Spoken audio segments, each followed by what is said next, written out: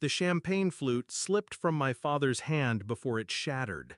The sound was sharp, like the crack of a bone. Every head in the room turned.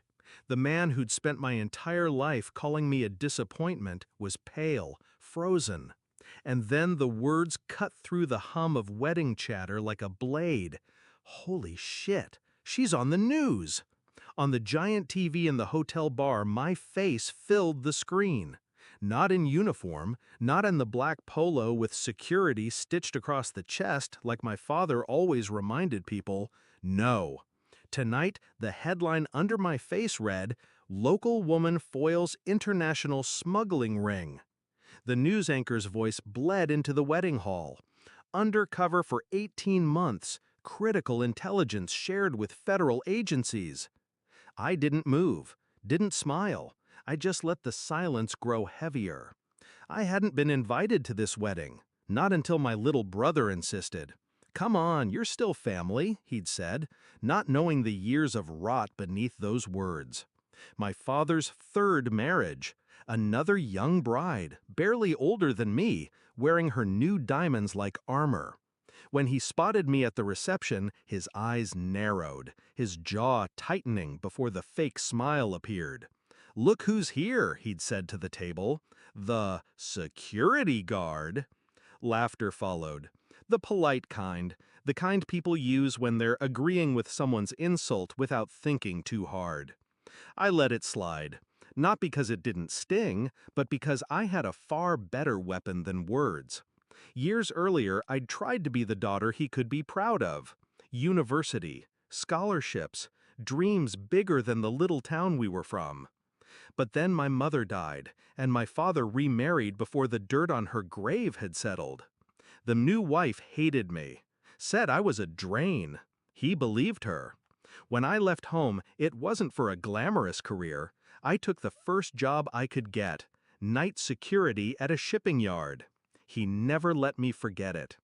Every phone call was another reminder that I was wasting my life, that I couldn't even get a real job. What he didn't know was that the job wasn't what it seemed. It started small, anomalies in the logs, containers with forged manifests. One night, I caught a man trying to slip into a restricted zone. His ID checked out, but something about his eyes told me otherwise. I filed the report. 2 days later, 2 men in dark suits showed up in the break room. Federal agents. They told me they'd been tracking a smuggling operation for months. Weapons, drugs, human cargo. They needed eyes inside, someone invisible to the criminals because they were too busy underestimating her. That was me. 18 months of playing the part, logging containers, memorizing faces, passing information in ways that looked like nothing. I wore the uniform like a disguise, and every time my father mocked it, I let him, because I knew what was coming. The bust went down 3 weeks ago. Dozens arrested. The story was everywhere, except I'd stayed quiet, per the agreement. Until tonight. I'd timed it perfectly. The wedding reception was full. The TV in the adjoining bar always played the evening news.